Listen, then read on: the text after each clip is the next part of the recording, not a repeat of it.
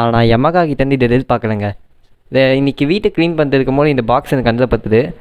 இந்த பாக்ஸில் Yamaha headphone ஒன்று இருந்தது. வாங்க இதை பற்றி பார்க்கலாம்.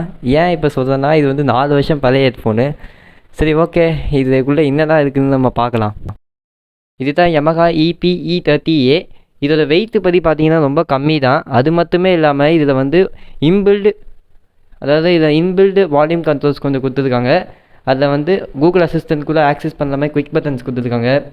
அது மட்டுமே இல்லாமல் கீழே வந்து மேக்னெட்டிக் கிரிப்ஸ் கொடுத்துருக்காங்க. ஆனால் இவ்வளோ இருந்துமே இதில் சவுண்டு குவாலிட்டி பார்த்தீங்கன்னா லோக்கல் ரேடியோ மாதிரி இருக்குது.